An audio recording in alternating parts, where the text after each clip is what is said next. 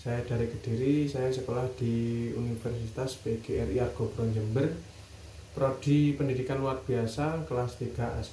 Kali ini saya akan membahas tentang dampak ketunanetraan pada anak terhadap perkembangan bahasa anak tunanetra sebagai tugas dari mata kuliah Pendidikan Anak Tunanetra dengan dosen pengampu Bunda Sugartati SPD. Terima kasih.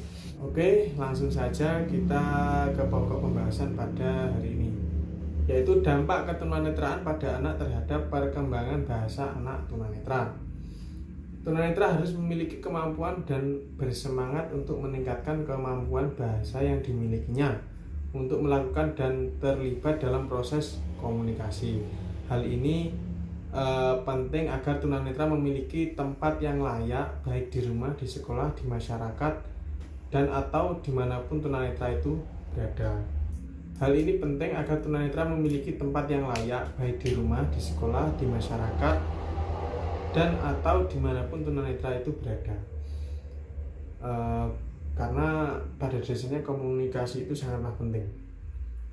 Jadi karena mereka kan tidak bisa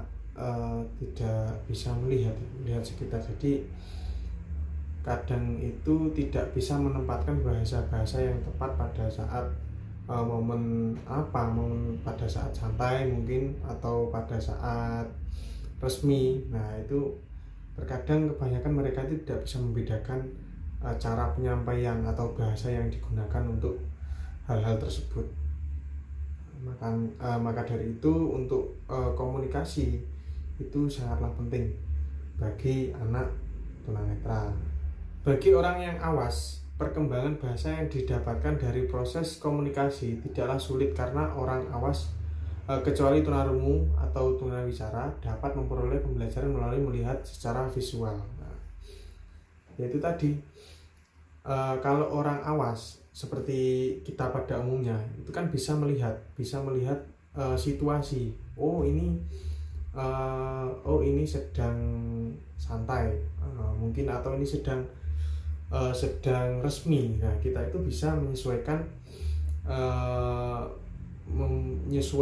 cara berbicara kita, cara berkomunikasi kita. Namun bagi tunanetra, proses perkembangan bahasa melalui verbal tidaklah sulit, tetapi sebaliknya perkembangan bahasa melalui komunikasi nonverbal sangatlah sulit. Contoh kecil seperti saat perkuliahan lah.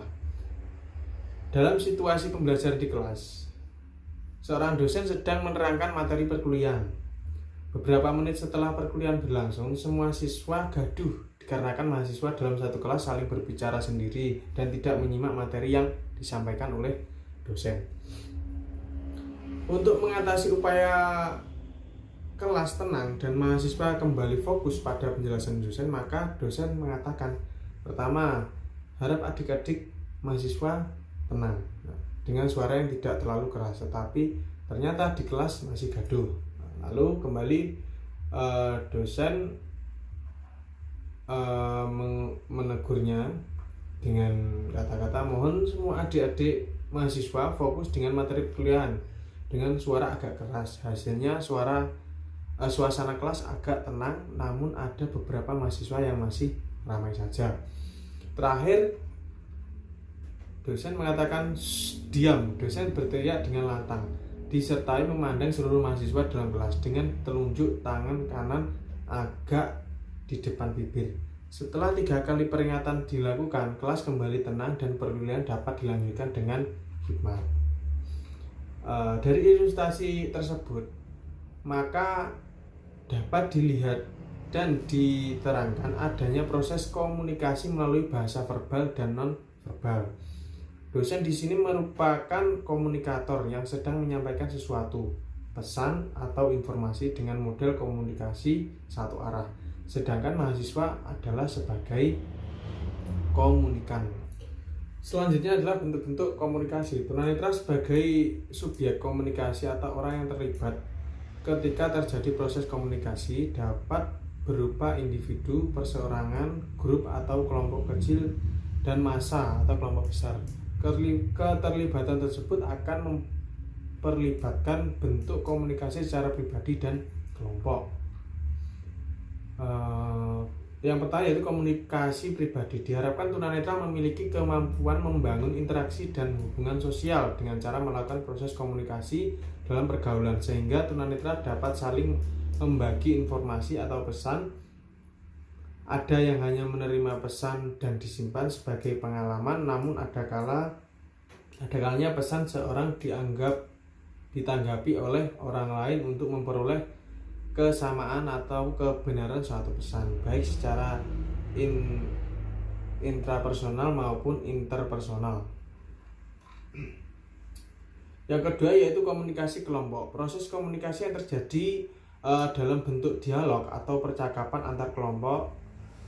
Kelompok yang satu menyampaikan pesan pada kelompok yang lain dengan menerima pesan atau menyanggah, dan akhirnya terjadi diskusi antar kelompok, baik dalam kelompok kecil seperti perkuliahan, diskusi, panel, seminar kecil dan sebagainya, maupun kelompok besar seperti ceramah akbar, muktamar besar, kuliah umum, kongres dan lain sebagainya. Yang kedua yaitu sifat-sifat komunikasi. Tunanetra dapat melakukan komunikasi dengan berbagai cara, yaitu bentuk lisan atau ucapan, tulisan braille, gambar, simbol, kode atau isyarat tubuh, baik secara verbal maupun non-verbal. Untuk yang verbal, tunanetra dalam berkomunikasi dapat melakukan dengan lisan oral, yaitu menggunakan ucapan atau suara, atau dengan cara menulis sebuah pesan dalam bentuk tulisan abjad awas yang digoreskan dengan pena ataupun huruf timbul atau huruf braille. Yang kedua nonverbal. Tunanetra melakukan komunikasi dengan cara menyampaikan pesan dengan gerak isyarat tubuh, atau bisa juga dengan cara membuat gambar atau lukisan untuk menyampaikan pesan, baik secara lukisan biasa atau awas bagi tunanetra, low vision, atau lukisan timbul yang diproduksi dengan alat termoform atau dengan modifikasi yang lain dengan prinsip tekstual atau para. Yang ketiga yaitu model komunikasi. Komunikasi satu arah, one step flow communication, yaitu aliran komunikasi yang searah di mana komunikator menyampaikan informasi dan tanpa adanya balasan dari komunikan atau tanpa feedback. Contoh, guru membimbing siswa, guru memberikan arahan, saran atau anjuran. Yang kedua yaitu komunikasi dua arah, two step flow communication. Aliran komunikasi pada model ini saling bertukar pesan dan informasi sehingga terjadi umpan balik atau feedback. Contoh, dua mahasiswa yang saling bercakap-cakap atau berargumentasi, dosen dan mahasiswa sedang melakukan tanya jawab. Selanjutnya yaitu komunikasi berbagai arah, multi-step communication, yaitu komunikasi yang terjadi secara kompleks, terjadi dari beberapa communication yang bermacam-macam. Contoh, diskusi panel, diskusi ilmiah, seminar ilmiah, di mana pada saat itu ada penyampaian pesan, ada yang menanggapi, ada narasumber dan moderator dan lain sebagainya. Dari penjelasan saya tadi bisa disimpulkan bahwa tunanetra mengalami kesulitan dalam meningkatkan perkembangan bahasa melalui komunikasi nonverbal karena tunanetra kekurangan rangsangan secara visual. Yang kedua itu semua manusia termasuk penyandang tunanetra membutuhkan keterampilan berkomunikasi menggunakan bahasa verbal maupun nonverbal sebagai bekal ilmu pengetahuan dalam proses bersosialisasi, sehingga dapat menjalin hubungan dengan orang lain melalui sharing, transmisi informasi melalui penggunaan bahasa secara verbal maupun nonverbal. Diharapkan tunanetra memiliki kemampuan membangun interaksi dan hubungan sosial dengan cara melakukan proses komunikasi dengan pergaulan, sehingga tunanetra dapat saling membagi informasi atau pesan. Ya, itulah tadi kesimpulan dari penjelasan saya. Jadi sebenarnya yaitu komunikasi itu sangatlah penting bagi anak tunanetra, karena anak tunanetra ini tidak dapat mengamati gerakan bibir dan mulut orang lain. Nah, terbatasnya cara belajar tunanetra melalui pendengaran tanpa masukan visual mengurangi efisiensi perkembangan bahasa anak tunanetra. Anak tunanetra yang mengalami hambatan dalam perkembangan bahasa. Hal itu bukan semata-mata akibat langsung ke tunanetraannya, melainkan terkait dengan cara orang tua, keluarga, guru, dan masyarakat akan cara memperlakukan anak tunanetra tersebut. Jadi perlu digarisbawahi lagi, untuk komunikasi itu sangatlah penting. Jadi menyesuaikan tempat, kondisi, dan situasi. Seperti waktu nyantai, ngobrol biasa dengan teman sebaya, dengan guru mungkin sudah berbeda cara untuk berkomunikasi. Dari situlah tunanetra harus belajar cara menyesuaikan momen-momen yang tepat. Mungkin seperti halnya waktu nyantai bahasanya seperti apa, waktu resmi seperti apa, seperti itu. Ya, itulah tadi penjelasan saya tentang materi pendidikan anak tunanetra.